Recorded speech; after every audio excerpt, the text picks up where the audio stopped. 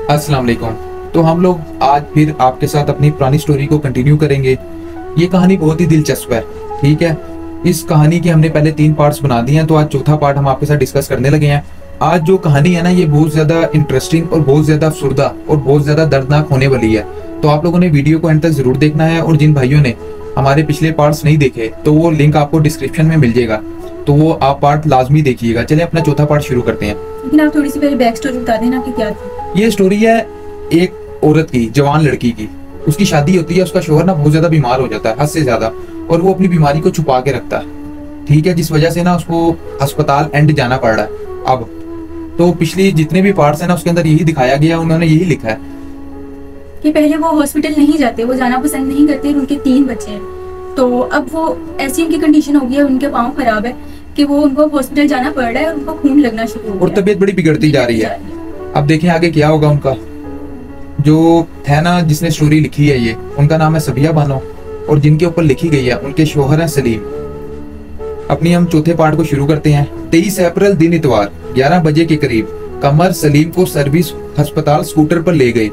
सलीम खुद चलकर स्कूटर पर बैठे खून लगवाने के लिए। थोड़ी देर में मैं भी आसिफ के साथ चली गई। आसिफ देवर है इनका।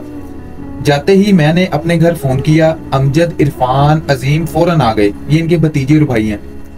सबसे पहली बोतल इरफान ने दी खून की। मैं सारा दिन सलीम के पास ही रही। शाम के टाइम सब मुझे कहने लगे तुम घर चली जाओ, लेकिन मेरा दिल नहीं कर रहा था कि मैं घर जाऊं। कमर, नईम, नदीम के बार बार कहने पर मैं अपने घर आ गई, वापिस यानी घर आ गई। डॉक्टर शाहिद ने कहा, डॉक्टर ये जो इलाज कर रहा था, इनकी तबीयत मजीद खराब हो रही है, इनको मजीद खून की जरूरत है, इसलिए सलीम साहब को आज अस्पताल में रुकना पड़ेगा। सारी रात मेरा दिल सलीम में ही लगा रहा। सवेरे होते ही मैं फिर आसिफ के साथ अस्पताल चली आई। सलीम ने मुझे देखते ही फौरन सबसे पहले ये कहा, सबिया तू चली गई। मैं सारी रात बहुत परेशान रहा, मैं क्या करती, मुझे तो मजबूरन जाना पड़ा।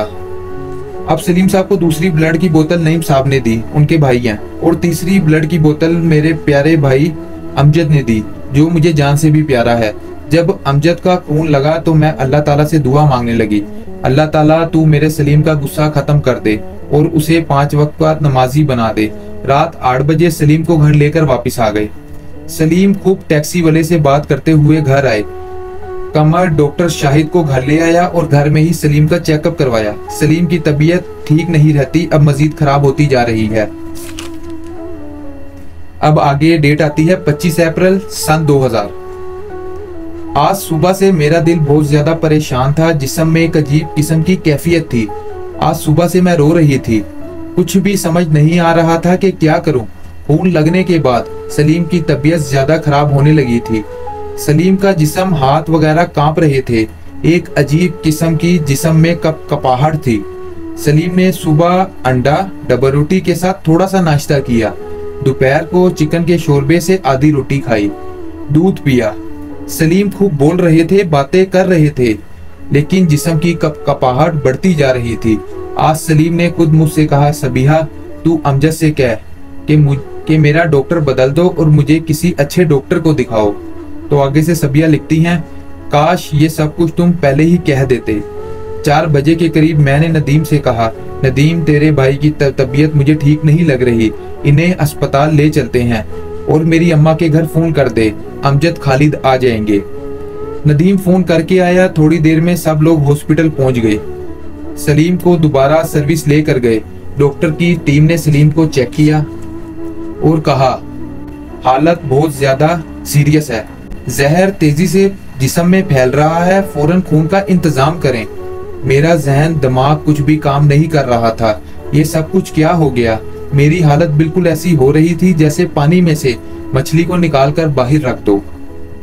और वो 25 अप्रैल की रात सलीम को जब ऑपरेशन थिएटर लेकर जा रहे थे, तो वो मुझे कहने लगे, सबिहा तू क्यों रोती है?